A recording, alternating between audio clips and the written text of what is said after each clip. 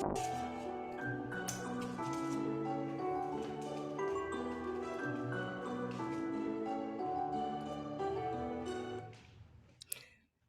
hello, hello, beautiful people, and welcome to episode 27 of Survivor Strong, the podcast for survivors of childhood trauma. I'm so excited because today we have Julie Bonn Blank back with us. Yay! Welcome back, Julie. And Julie's here to continue our discussion. And as a reminder, Julie is a survivor of child sexual abuse, multiple abusive relationships, and has since become a certified domestic abuse advocate, abuse recovery trainer, abuse healing coach, and facilitator of the Survivor Voices Committee for the Family Justice Center of Washington County, Oregon. Welcome back, Julie. So happy to have you here. Thank you. I'm happy to be here. Thank you for putting up with my schedule and having part two a few weeks later instead of the next week. Well, I'm just glad that we were able to work it out. So it all works out. So when I had you on here last time, we fully intended to talk about the 8 types of abuse. And because we were talking about all sorts of other things, we didn't get to that. So I wanted to start today by talking about that, the 8 types of abuse. What are they? I think that's a great idea to follow up on because the majority of the world will actually teach that there are 3 types, and they will teach physical and sexual and emotional abuse. And at ARMS, the organization that I work for, we actually teach 8. We've gone more into the psychological and more into the back end of people's brains and what happens there. And so the 8 types that we teach are psychological, physical, sexual, property, animal, spiritual, financial, and verbal abuse are the 8 types that we teach. And there's all kinds of things in those categories, of course. There's things you would expect. There's things you would not expect. For instance, under verbal abuse, we have listed the silent treatment. And people wonder about that because you're not using your words, but that is the idea. You're not using your words. So that is considered verbal abuse to give somebody the silent treatment. Another thing that is uncommon and not actually on the list, but I bring it up anyway because I want to bring it up, and that is pornography. Pornography, if not desired by both partners, is a form of sexual abuse and should be in that sexual abuse category. And all abuse is psychological. So no matter what category you're putting it into, as the main category, there is an element of psychological abuse, as well as abuse that is just psychological, like the mind games and the gaslighting and those kinds of things that we talk about. So those are the 8 types. So when you sit there and you say, well, my relationship isn't really healthy, but I've decided it's not abusive, it's just toxic. That's a warning red flag to me that you probably have some abuse going on in that relationship. And just because that person hasn't thrown you down the stairs or threatened you with a gun or raped you or whatever does not mean that there is not abuse going on in that relationship. And that's why I like people to be aware of all those categories. Right. And I want to break it down a little bit more because you did go over them quickly. So the 8 types of abuse, let's discuss them one by one if we can, just to make sure everybody understands exactly what each of them are. So what's the number one form of abuse, do you think? The number one form is definitely psychological abuse because it's included in every single category. It's the most common. It is also one of the most difficult ones to heal from. And we need to change our education, our thinking on that, because the society, the world thinks that, gee, if you're beat up and tortured or whatever, that, that's the worst to heal from. But we have found in our work with survivors that really it's the psychological abuse that occurs along with that. That is the toughest and the hardest to deal from. So, psychological can be anything from coercion to mind games to gaslighting, like we mentioned. It can be things like making you feel like you're nuts. Again, an example I give is a couple that was living with the lady's mother, and they got in this big fight, and her husband was gone later. And so she was talking to her mom about it and saying, man, he threatened this and I don't know what to do. And I was really scared. Were some keywords that she used. And the husband walked back in the middle of that and was like, Mary, what are you talking about? We did not have that huge argument. You are exaggerating. You are saying things that aren't there. In the first time or 2 or 3 or 4 that happens, we want to say, no, I know it happened. I know it did. I know it happened like I thought it happened, and we want to defend that. But after you have years of that and it's been going on and on and on, you really do start to doubt yourself, and you start to think maybe the fight wasn't that bad after all. So I had a gal on a call a couple of weeks ago that said, I am so confused because my boyfriend wants to go out to dinner tonight. And I said, what's going on? And she said, he broke up with me last week. He dumped me out on the side of the road. And he said, I never want to see you again. And he roared off. She goes, would that not indicate to you that he was breaking up with me? And I said, absolutely, that would indicate that to me. Well, now he's contacting her going, so what's up, babe? Where are we going out tonight and what are we doing? And she goes, oh, I'm so confused. Those are mind games. And that's a psychological abuse is an example of things, depriving people of things, treating your partner like a servant or like somebody who's supposed to serve you or always have dinner on the table or whatever that might be. And then the physical, and that's more obvious. We call it the sanity abuse for a reason because we often see effects of that. If you see somebody in the store with a black eye, you might feel inclined enough to say, hey, are you okay? And these days, a lot of people don't say that, of course, but that's more indicative of physical abuse. But then again, you can have physical abuse that you don't see signs of. And I will give strangulation as an example. And the correct term is strangulation, not choking. Choking is when you choke on an object. Strangulation is when somebody has impeded your airway, whether it's with their full hands around your neck or whether it's just like this for even 3 to 5 seconds can do brain damage.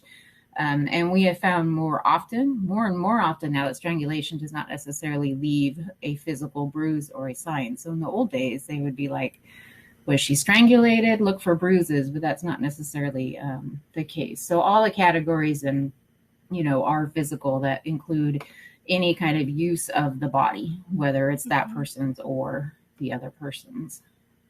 And then sexual abuse, I mentioned pornography, but there's also rape, of course, in that. There's unwanted touch. There can be things like making somebody dress sexy when they don't want to dress sexy or insisting that they wear, certain things.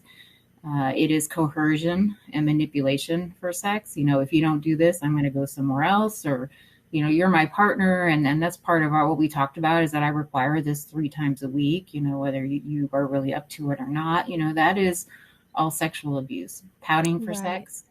And we also find that part of sexual abuse that there's a component of extreme jealousy usually involved with that sexual abuse. So we have that in that category. Go ahead. I just wanted to interject that I'm really glad that we're talking about this today because there are a lot of women who, and men too, who are probably in relationships with women who force them to have sex when they don't want to. But it's so important that they realize that that is sexual abuse. It's not normal for a partner to do those things or request those things. Anything that is outside of what you want to do, outside of your comfort zone, that's sexual abuse. And I think a lot of people minimize that. So I'm so glad that we're talking about that because I've heard people say, well, but he was my husband. Well, that doesn't matter. Right. Your husband doesn't have the right to do that to you either. Right. So I'm sorry for cutting you off. I just wanted to interject that. No, it's good. It's important. And again, I could talk forever. So if you don't interrupt me, Yeah, we I know. we might all be in trouble. But yeah, let me reiterate that too, that, sexual abuse is also making you do anything you're uncomfortable with. So if he wants a certain type of sex and you're like, man, I kind of grew up thinking that was really wrong or whatever the case might be. And I'm uncomfortable with that. Your partner that honors and respects and loves you is going to say, okay, it's not a problem. Versus a partner that insists, on those types of things. Same Like, thing oh, with you're toys. doing it. Oh, like you're doing it for me, Right, Yeah. right. And we tend to think that as partners, well, I'm supposed to give, I'm supposed to satisfy this other person and they satisfy me and that's how it works. And, be very cautious there. That's a huge red flag if they're insisting on even gently insisting and being persistent, about certain types of that. And you started to say, you mentioned toys. That goes with toys Yep, as well. toys fall into that category. Some Yeah. people want to try them. Some people are really uncomfortable with them. But again, somebody who honors and respects you is going to respect what you want in the bedroom and honor that, as well as everywhere else in your life. So things Absolutely. to keep in mind. Yep. Mm-hmm. Yeah. So then there's property abuse, and that's any damage to any property. So that could be a cell phone. That could be grabbing it from you when you're trying to call 911 or trying to call your mother. It could be punching walls, slamming doors, breaking things, use of weapons, things like that. So anything that includes property. So as I go over all these, you can kind of probably start to pick up that when you think about an abusive incident in your life, whether it was you on the giving end or you on the receiving end, that it had multiple of these types of abuse within that scenario. And so as part of our processing, when we work in intervention groups at ARMS, is they relate their stories when they were abusive, and then they're required to list out every type of these 8 types of abuse that they used in that scenario. And then, of course, we go on to talk about how it could have been, done better and what they would do differently next time. But there is a wide variety. So anytime there's an animal present, we would consider it animal abuse. Why? Because an animal shows fear. A dog will cower, a cat will run when there's abuse in the home, and they So know you're it's saying coming. so you're saying if there are animals present in the home, that's Mhm. also abuse towards the animals as We well. would consider that as well, because you're instilling fear in a Right. psychological, into that animal. But of course, it can also be much more obvious, like kicking the dog, or Yes, here's right. one, yeah, or here's one we hear. So somebody brings home a pet that you're afraid of, a Mhm. snake, and they knew you were afraid of it, and they brought it home anyway. That's not just Uh, abuse to you. That's abuse to, the animal, or something that you're allergic to. It's an outright disregard for, what your feelings are. And so we would categorize that as well. And it could be neglect of a pet. It could also be paying more attention to the pet than you. So your oh, partner gets a puppy, and yes. it's like, obviously it becomes really obvious that the puppy's taken more time than you, and that person's using that puppy as an excuse, Mhm. to not sit on the couch with you and watch TV at night, but to, whatever. That can also be animal abuse as well. So, and then we look at spiritual abuse, I think is Mhm. not highlighted enough these days, but it's incredibly important, because not only is it like misusing concepts and verses that God didn't intend them to be used for, but it's also things like, your spiritual, your religious life, whatever it is that you believe, it's not letting you live that life. It's making you change to a church that you didn't know about. I had a friend a couple months ago that her husband went. They were going to a church with her family, and he went church shopping without her. And then he came home and said, guess what? We're moving churches, and this is where we're going. And Oh, in doing so, he isolated her from her family and friends that attend that congregation. uh, And she was trying to be the good wife, right? This is yeah. what my husband said. We're going to church, so here we go. So that can also be spiritual abuse. When you demand submission, or obedience, that is spiritual abuse. We also consider it spiritual abuse when there's children present. And I'll explain that a little Mm. bit. Yeah, please.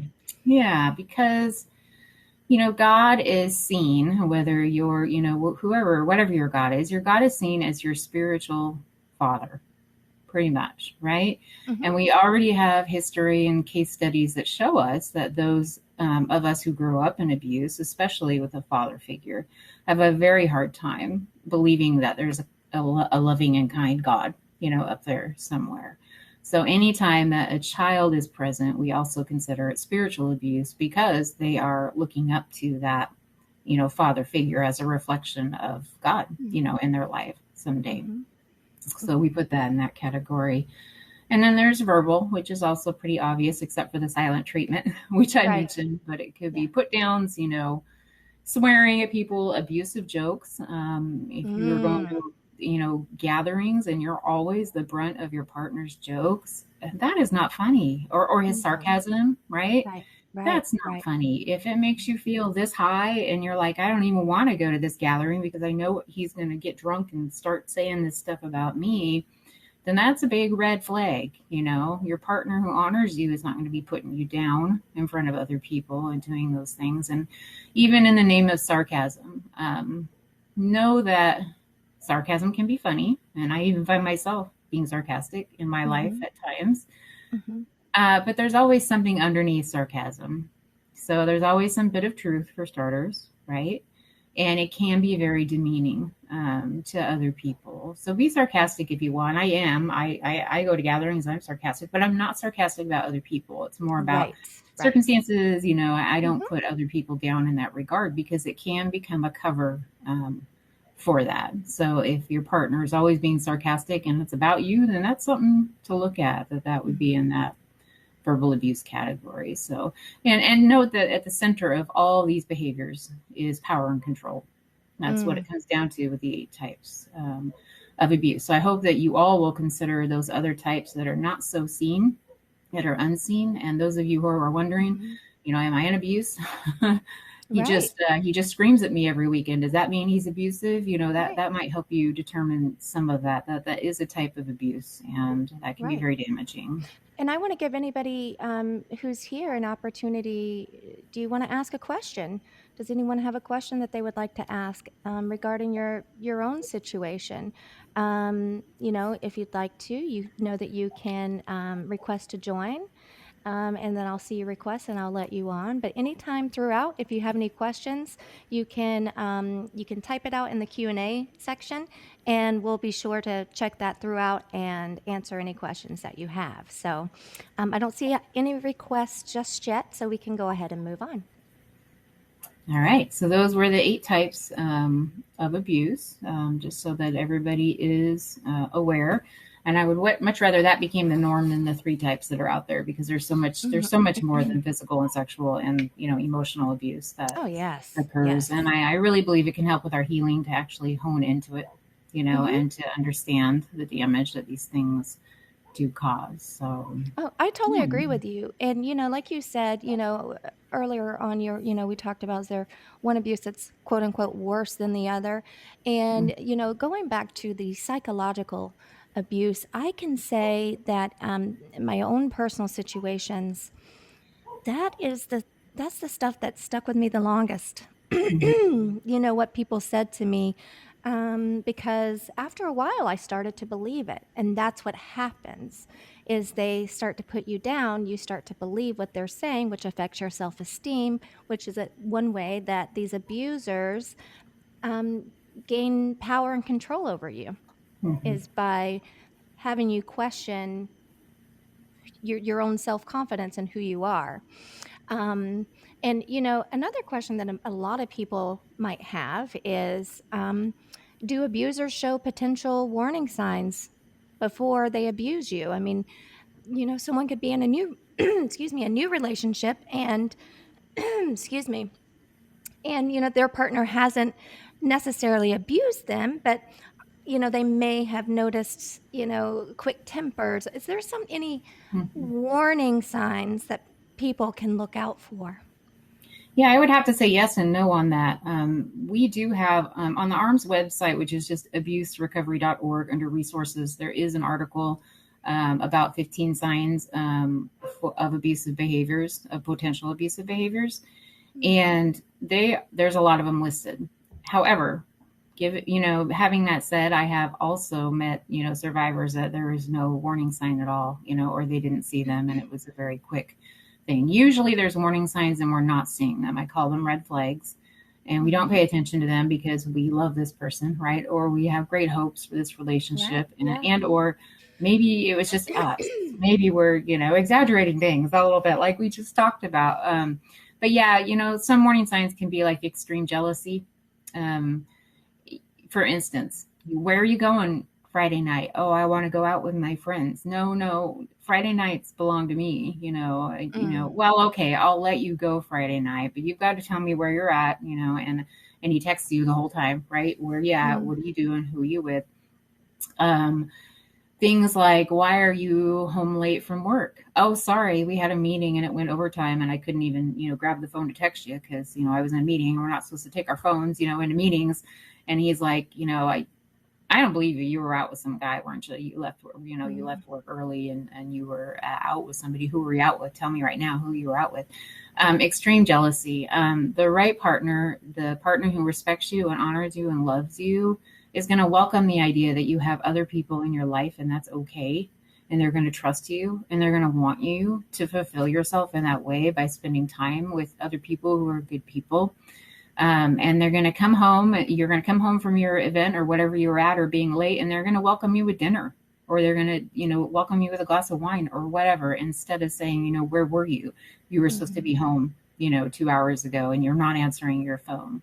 So extreme jealousy is definitely something to be very wary of. Like you mentioned, anger, a very quick rise to anger. We used to say, people that's really bad now, but they used to say, people with red hair, right? They get mad really quick. Oh, And of course, that's not true. right, People with right, red hair do not necessarily get mad really quick. right, It may indicate their heritage, but not right, much, right. not much else. But if your partner has a quick escalation to making mountains out of molehills, let's put it Mm. that way, Mm-hmm. something that should have been this big, and they blow it out completely out of proportion and pretty quickly, that is a warning sign. Any anger or jealousy is, a warning sign of things that could come. Any isolation. So here's what I heard early in my marriage: we probably shouldn't see your parents so much because every time we do, we end up fighting afterwards. Mm. And I was like, oh yeah, he's right. We do. Well, that's because my parents were bringing up concerns, that they saw, and Mm. I would go home and try to address that with him. But it was a way of isolating me and trying to get me to be not so attached, even though I was in my young 20s, to my folks, and to not talk to them so much, and especially not to tell them everything that was going on, and to put them Yeah, in a bad light. So yeah, those are warning signs you should watch out for. And again, that article has 15 of them, and it's actually a really sure. good article. So I would Well, thank you pursue that. for sharing that website with us. Sure. That's really helpful. And as you just mentioned, you've had your own relationships, abusive relationships, and we had just started to get into um, your 17-year marriage that you said is the most impactful abusive relationship that you've ever had. So I think now's a good opportunity to get into that. You just mentioned some of the warning signs that you had. So tell us more about this experience. Was it physical, mental, emotional, all of the above? Tell us more.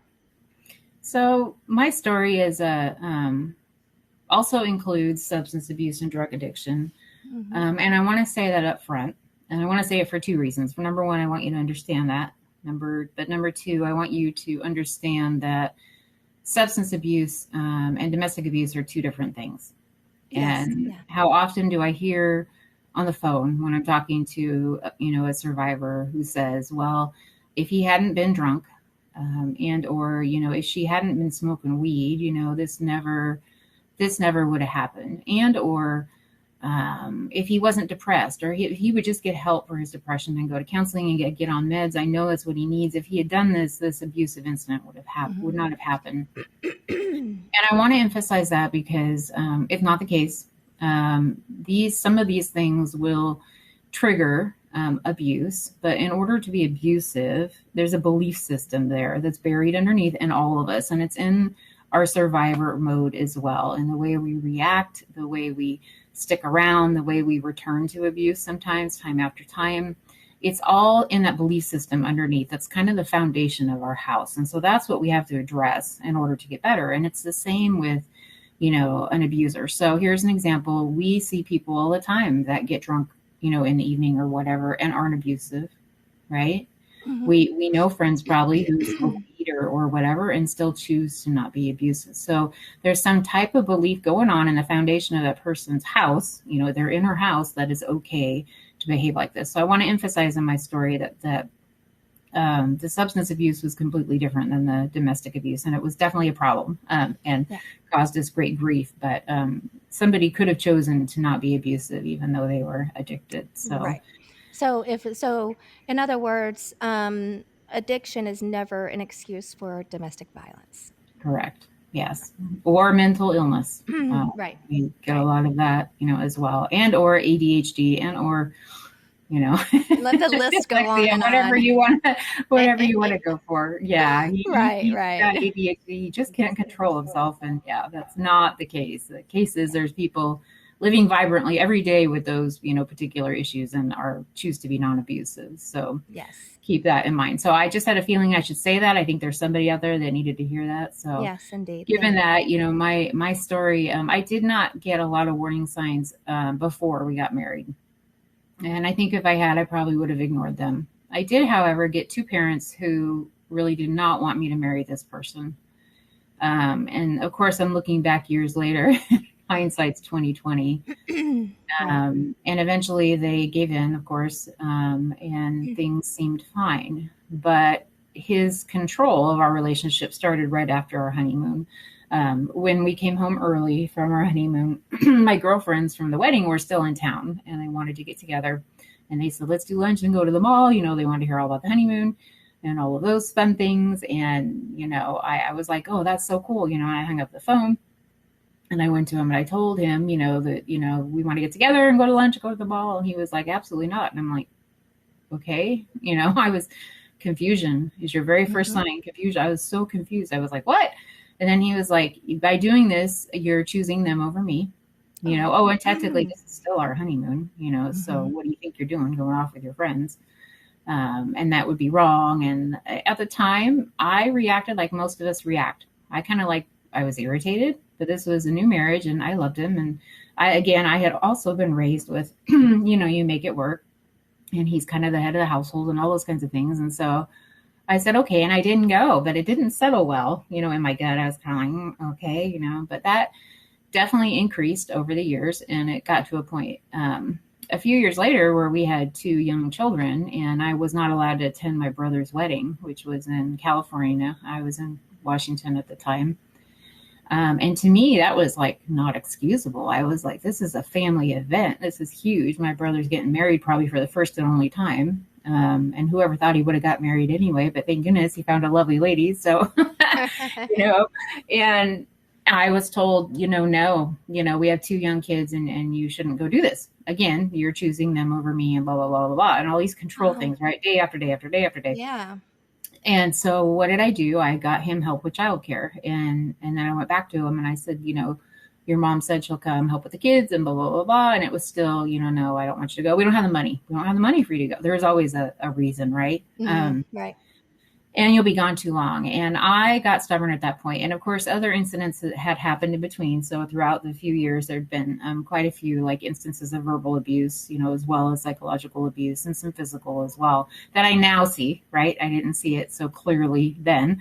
And I went to the wedding anyway. And I took literally, I flew in, I went to the wedding. I went to 1 hour of the reception. I went back to the airport to go home so that I was only gone one day so that the impact on him would be as least as possible so that the consequences on me would be as least as possible.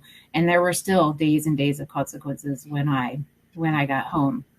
And I look back at that now and I think, wow, Julie, I was in survivor mode, right? I was doing whatever it took so that we weren't consequences at home. And especially so the kids didn't suffer any consequences. If there were any, they needed to be on me, right? Not on them.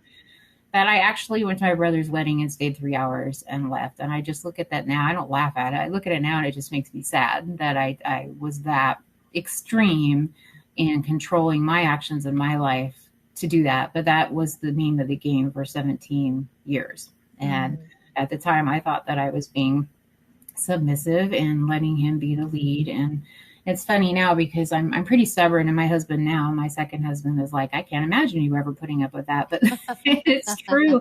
But it wears us down. It really does, wear us down. And so, his addiction got worse as well. He was addicted to opiates, and he was an early patient of the pain clinics when they opened, and he was on morphine, and he refused to give it up. Even some doctors throughout the years and even nurses would say, hey, maybe it's time to look at some other pain killing, opportunities. And he'd say no. And literally he got kicked out of like 4 clinics because he would overuse every month and go through withdrawal. And there'd be 3 or 4 days where he was in bed, hardly breathing. And I was terrified, taking care of the kids. And So the would addiction, that be another form of abuse too, though, if you think about that? absolutely, yeah, absolutely. The fact that somebody is misusing, I mean, the very definition of abuse is the misuse of, right? Yeah. So not only was he misusing his medication, but he was misusing me, Right, right, right, right. and being abusive of me in that process. So, and some would say the very definition of addiction is that you can't control it. And I would say, there's always a choice. He could have absolutely said, gee, my family is a higher priority than this, and I think I probably need to go to rehab and try to work on some other pain, Mm-hmm. ways to control my pain. But the mode was, no, I'm never giving up my pills. I'm never giving up my pills, and be damned whoever suffers. It doesn't matter. And so, yes, that is also a form of abuse that we would consider, mostly psychological, but at times it did get physical, it did get sexual.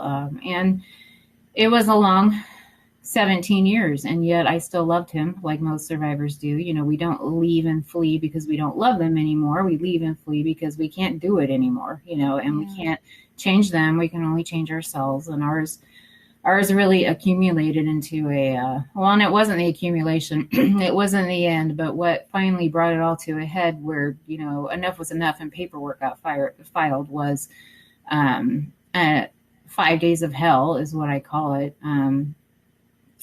He had overdosed on his steroids that he was using, and he had steroids along with opiates, and I had tried to control his doses. They were injectables, so I had to give them to him. He was only supposed to have them during certain times. And when I finally refused to stop giving them off schedule, I walked in the bedroom and he had our kids giving them to him and Oh my the gosh. injection How old were the kids at the in time? his hips. So they were 8 and 7 and 3. Oh my God. So these are So babes. they were, and my daughter still feels to this day she did a lot of caregiving for her dad, and she did, I'm but sure. Yeah, yeah.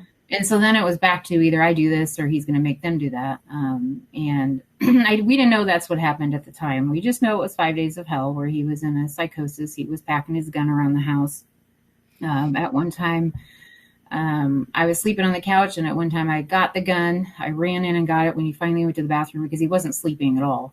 So I couldn't get it. And I'm like, now what do I do with it, right? And I'm like, well, if I leave with it, it leaves the kids in the house with him, and that's really dangerous right now. So I'm not going to do that. And so literally, I put it under the couch cushion, the gun, and I sat on the cushion.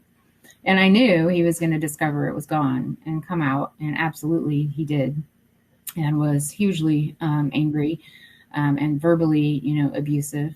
During this 5 days, I called the cops and I called 911 4 different times. And this was a very small coastal town that we lived in. And my partner, my husband, was a former police officer. And what I heard when they got there, not only were him spouting absolute lies about me and just crazy things, but basically they would pat him on the shoulder and say, sorry, you're having a bad day, brother. And they would help with whatever. And I would ask them to transport him because something was wrong, something was going on, and they wouldn't. Because he said no, because he knew his name and he knew his zip code. They did take the gun that the first time, thank God. But they left the kids and I in the house with him. Just the total wrong move. And I hope that we know better these days. I hope so too. Take the wife and kids to a safer place. But that didn't happen. And it was 5 days of no sleeping, and of his ranting and raving and pacing and, gunning and knocking things over. I hit my daughter in her head with a lamp, flooded the bathroom completely. It was just hellish. It was horrible. Wow. And I finally contacted his caseworker. My parents were in Arizona at the time, and I was texting them throughout, but trying to keep the house really quiet because that just stirred him up, made him become more abusive. And finally called his caseworker at the Medicare office, and they said, you need to file temporary guardianship. And I didn't have the money. My folks paid for it. Somehow I got out of the house that day to meet with an attorney who went before the judge for me.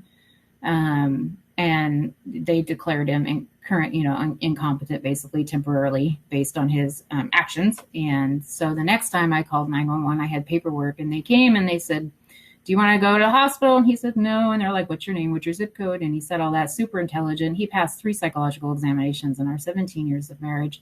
Wow. And they are very intelligent. And so I handed them the paperwork and I said, I'm his guardian and you are taking him. And they finally did. They loaded him up. At the hospital, he did get combative and so they had to restrain him. And then he stopped breathing. So the doctor came to me and said, do we have permission to tube him? And, at that point, we had kind of decided, in our marriage, if there was any chance of life that we would do so. And so I said, yes, go ahead and put him on the respirator and hopefully save his life. And the doctor turned and looked at me and said, well, I think it's probably too late for that, but we'll give it a try. So they tubed him. They transferred him to a big city hospital, put him in a medical induced coma for 2 weeks. Served him with the guardianship papers upon his awakening, which, gave fuel to the fire. And it went downhill. It went downhill from there. So we, at one time, he was doing pretty good in the hospital because he's finally off all his meds.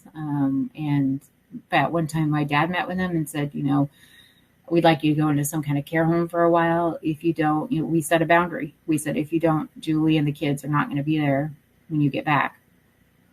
And he, again, chose to go home and chose his medications and on all those things over us. This happened multiple times, which is abusive, just like you said. Mm-hmm. So he came home to my dad sitting in there being in the house, being his caregiver, and they moved us out we basically switched houses for a while.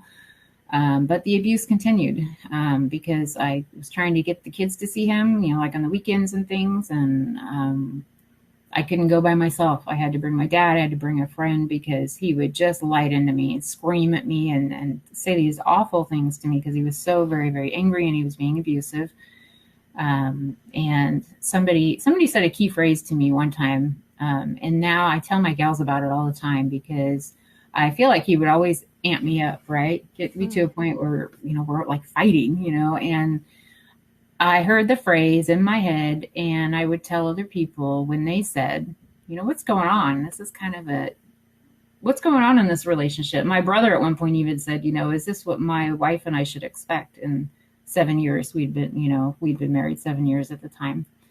And I would say things like, yeah, he knows how to push my buttons. And now that I know the cycle of abuse, and that there's a setup for the abuse before an abuse, no matter what it is, even if it's just psychological or verbal or whatever, there is a setup. And that was the setup in our marriage, is that he would know how to push my buttons to get us to the point, where he had permission in himself to be abusive, which never gives you permission. So,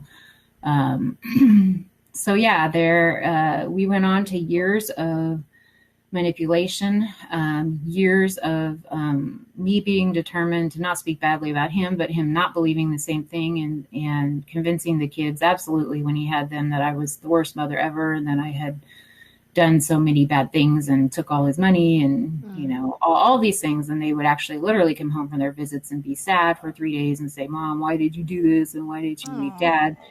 Psychological abuse at its worst. We see a lot of that post-separation, as the control. As they lose control over you, they try to control more of what you have in common. So in our case, that was children.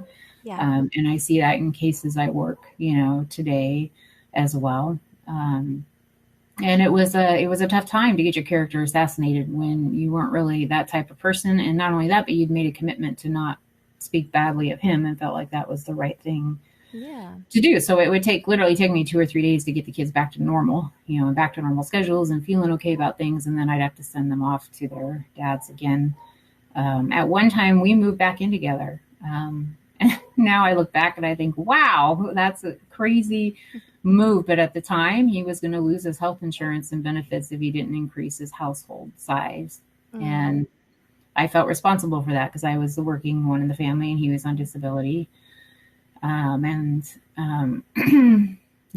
would do it differently now. I would say you better get some roommates or something of the nature, because we moved back in together. Again, things got abusive. We were separate. We had separate bedrooms and we were not in a relationship. There was one instance of sexual assault. There was an instance of physical abuse where he backed me up into the kitchen pantry. And there were those really sharp, prongy, pokey, shelves, the white ones that have all that. Yeah. And that got bad. And then finally, we'd had enough. He moved out at that point. And then some really bad things happened after that point as well. So the kids continued to visit with him. My son eventually moved in to kind of become his caregiver. He started doing meth, and it was really horrible. The texts that we were getting and the paranoia, and the psych ward called me. They got him once shining his flashlight into people's windows and saying he was the police. And they told me, they said, in his condition, if he's doing meth, he's not going to last very long. And I was like, oh my gosh. But I was no longer his next representative. Our daughter was, because we're divorced at this point. And so she went in and tried to talk him into going to rehab. And it was no. I called his sisters and I said, this is what your brother is doing. I need help. They came and tried to talk to them. And he's like, I'm not moving back with you guys because I'm not giving up my pills. Yeah, and so he did pass away due to his decisions and his paranoia, and it was really hard. And I still loved him at that point, and it was grief on top of the grieving the 17 years of abusive behavior, and of things that should never ever have even happened in the first place. And so, enough shoulda, coulda, woulda. Yeah. Look at me. I'm like, okay, it's time to make a difference. And so I really settled in. Along with the grief, I settled into I'm going to heal. I'm not only going to heal, but I'm going to make an impact, and I'm going to make a change.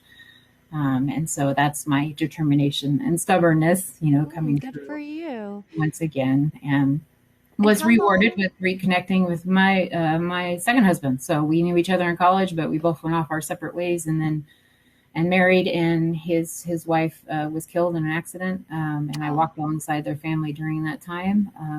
And then my ex died, and we kind of looked at each other and went, there's something more here than meets the eye. And so I have been very happily married in a second marriage, but I think that was my reward. So I do talk to gals all the time that are so afraid of being alone, and that's one of our fears of leaving abuse is the loneliness and being without a partner. But I really believe that if you work on your healing and you work hard on it, that there is better out there, and you're certainly worthy and deserving of better out there. And so when I met my husband, when I reconnected with him a second time, I said, I don't understand why you're drawn to me. I said, I've had so much abuse, which we talked about in our last episode, and my huge timeline of all this. I said, why are you drawn to me? And he told me, he said, because abuse is part of your story, he said, but it's not your identity. Right. And that really struck me. And I tell my gals that, abuse is part of your story. It always will be, but it does not have to become your identity. Your identity is who you are, what you're working toward, how God sees you. It's about your future. It's not about your past. And so it is possible to plow through, and to heal and to have those rewards from healing. Absolutely. Your beautiful life. Yeah. Absolutely. And how long was it after the incident where he would, you were talking to the sisters? How long after that did he pass? Oh boy, 3 years. 3 years. So it was 3 years. So basically 3 years of back and forth of you dealing, and you were still taking care of him when he passed away. To a certain extent, we were living in separate houses, and I wasn't really at that point. I was sending extra groceries with the kids because I knew that there wasn't much in the house.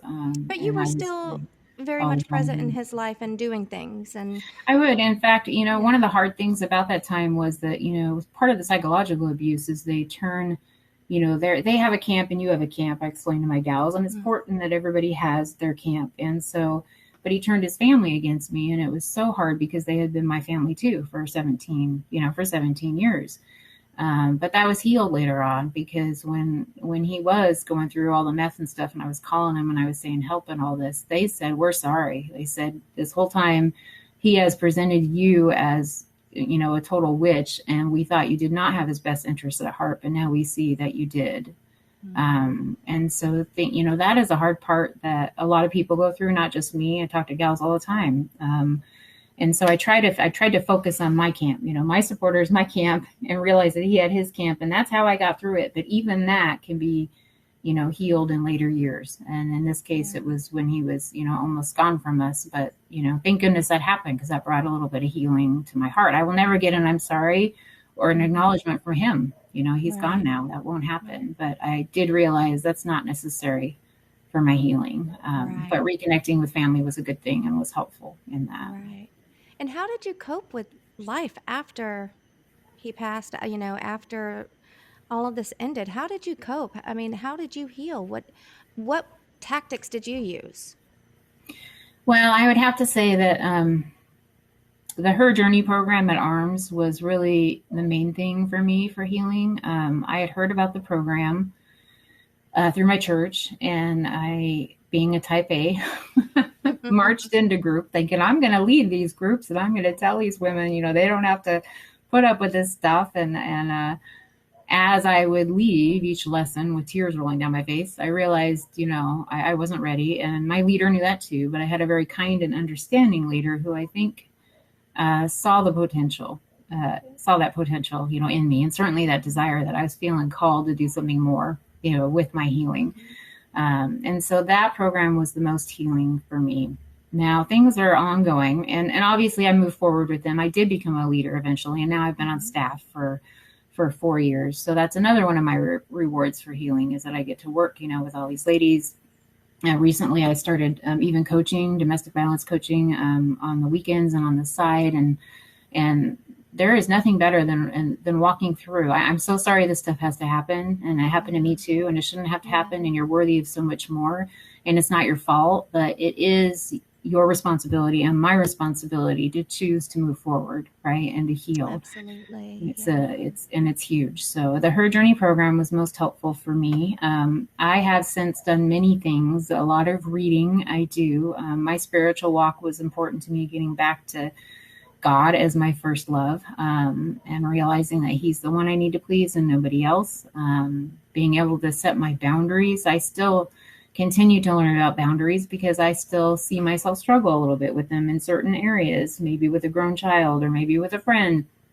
And I know where that got me before. And so I am really watchful of that now. And as hard as it is, I really work hard in my life to set those boundaries and to keep those boundaries. That could be a whole nother talk on just boundaries. Oh my God, absolutely. I agree. Sure. I agree. Yeah. And then there's other programs out there too. We have a tab on the ARM site, the abuserecovery.org, that has other healing programs. I did attend a short time of Flying Free Now, Natalie Hoffman's program. That was helpful to me. I was kind of vetting it out to see if I would recommend it for other people, but in the process, it helped me as well. And I did do some therapy with a person at our church at the time, and that was not long term. That was more to get through the crisis portion of everything. I did do that as well. And then I found healing in my activity. I mean, when we leave abuse, we find ourselves again, finally, right? And I remembered, I like to write, and I like the color blue, and all these things that had been put on the back shelf. And so I was called back to writing, as I had been writing almost my whole life, but I was not able to in that traumatic period of my life. And the writing of these things became part of my healing as well as my speaking. So every time I think I'm healed, there's one more little step, and maybe it will be a lifetime thing. But I can tell you I'm a heck of a lot healthier now, than obviously than I was. And I hope to continue to get healthier. Absolutely. I'm so proud of you for all that you've done. I know it wasn't easy. So what about the kids? How do kids recover from witnessing domestic violence? Because we know this is such, it impacts them. It's a trauma for them to witness this. How do they heal? And how do we talk about domestic violence? What is just enough information to give them about domestic violence, and what's too much, for people who want to talk to their kids about it? Yeah, I could write a book on that one too, boy. Because boy, did I learn. A lot of it depends on the age of your kids, of course. Yes. Yes. First of all, realize that even if the abuse was not directed toward your children, that they have been affected by Yes. abuse in the home. In fact, the recent studies show that they are affected just as much as if they had been the target of the abuse.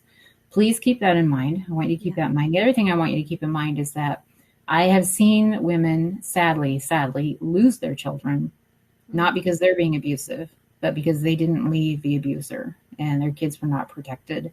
And they then have to work a program, and they come to our program as a part of that and do all these things. And it's so much grief to lose your kids into the foster system because you didn't keep them safe. So know that the effects on them, no matter their age, are the same as if they're being abused. Yeah. And that you need to keep them as a priority, no matter how buried you are and how you can't think straight. Love your kids, at least love your kids enough to say, no more in your own life to abuse. Now, through that, you may not realize it, and they are particularly will not realize it. But as you heal, your kids heal. Sure. We Yeah. we pass on these nuggets that we learn. We start living a healthy life. We have healthy relationships and partners and friendships, and they see these things modeled for them, and there is some healing that comes from that. Mm-hmm. Now, they may get to a point where they need some of their own healing measures. They may need specific therapy for kiddos, Right. Right. who have had trauma. Right. They may show these things. I did write an article once on our blog, I think, of things that they show when there's problems. And those are things you would see when there's other problems too. But if you see a drop in grades, if you see they're having nightmares, if their behavior changes, if they're becoming abusive, because that's pretty frequent when they grow up in abuse and they see it. If they start treating you abusively, because that's how your partner treated you, and they think it's okay to do that, there's many signs that you can watch for, then more additional help, is needed. And then you have, that's when they're younger. When you get teenagers and above, and now I have adult children. Sorry, let's go back a little bit. Let's go back to how much should you say? Because when Yes. your kids are smaller, that's a harder thing, right? How much should you Yes. say? Yes. And that was hard. I found really quick that I was not believed by the kids per se when I said things. And again, I went through that period where I'm not going to talk bad about him, right? So this was Of mostly course. after he was gone, that this and this happened and some things, and they were like, eh. And it's not like they would give off that vibe of, oh, I don't believe you, Mom. But my youngest really put into perspective for me one day, because I was really upset. I was under the mode right at that time to feel that I needed my kids to validate this in order for me to heal. Mm. That ended up not being true, but I was in that mode of believe me, believe me, believe me. Somebody hear me. Somebody listen. Somebody Yes. believe me. And the kids have got to understand this happened. And my youngest looked at me and he said, Mom, I don't know who to believe, because if I believe you, that means Dad's a liar. Right. And vice versa. Right. Right. That put it into perspective for me. And I was like, I was great. I was sad, but I was incredibly grateful to realize that beneath, in their hearts and in their hearts, deepest of hearts, they want to believe you. But there's this loyalty issue of, if I believe you, then Dad's a complete liar. And what do I do in my heart about that? When I Right. love Dad, Right. as well. And seeing that, realizing that, hearing that from him really helped me understand the battle that they have, going on in Mm. their hearts. So I don't think kids need details. Your kids are not your therapists. You do not need, as I discovered, their validation for you to go forward in your Mm. healing. They are going to have to come to their own conclusions, as Right. they grow. Right. And more may come out for them memory wise, as they grow. And again, the same concept as I said with your abuser is you have your camp of people and he has his. You're going to have to recognize that with your kids as well. You're going to have your camp of people who believe you, who understand you, who support you, and you focus on that. You don't focus on the others that are questioning or not sure. You let them come to their own conclusions, and you've got to let it go and work on your own healing. Nonetheless, as you heal, your kids will heal. And I have found that my kids are closer to adulthood now, but they're still experiencing healing because I'm healing. They just don't know it. Someday when they're Right. 50, they'll probably figure it out, but they have no idea. So Right. know that no matter what step you take in a positive direction, it will affect them in a positive way, as well, for sure. Absolutely. Um, That's really great advice. Thank you for that. And also, I want you to give the website one more time for anybody who wants any resources, the one that you referred to, Sure, it's abuserecovery.org. abuserecovery.org. And there's a lot of useful information there for you. And I want to, switch gears a little bit because I was surprised to learn that domestic violence and human trafficking intersect. And that this is something that you talk about because you don't necessarily think domestic violence and human trafficking are even the same, one and the same, but they do. And I was so surprised. So can you just tell us a little bit more about that? Absolutely. So I didn't, I write about human trafficking, and it's a cause I feel led to because I was one of those people, one of them, Mm-hmm. who thought that human trafficking only happened in third world countries. This was Yeah. several years ago. And boy, was I wrong. And when I realized it happens right here in the United States, in every city, every day, every street, um, I'm like, this is wrong. We've got to do something about this. And that's why I felt called to do that. And yes, they intersect. So I learned that in my research because the majority of human trafficking occurs through what we call an intimate partner relationship. And it's not a matter of kidnapping. In my books, there's a kidnapping scene, and it does happen. And I think it happens more than we think because we can't account for all these children we've never found, right? So Right. I think the stats are off a little bit there. But what the experts say, what we as experts say, is that the majority happen from somebody luring somebody in as an intimate partner. So they become a boyfriend, they become a girlfriend. You discover maybe this person has other partners and other girlfriends, and or there's even a house with these people in it. Um, and it's all charming at first, and there may even be instances of giving, of paying your way over to the United States, of giving you a job, and gee, you couldn't have got employed without me, and you owe me, by the way, we got rent to Mm. pay and groceries, and I'm funding you, and I even let you use my car, you need to pay the car rent for that. And so it becomes very quickly from an intimate partner relationship where somebody feels very charmed and loved to control, as Mm. they push them into the trafficking industry, whatever that includes. And sometimes in the United States, that includes strip clubs. I've talked to gals who work in strip clubs that don't want to be there.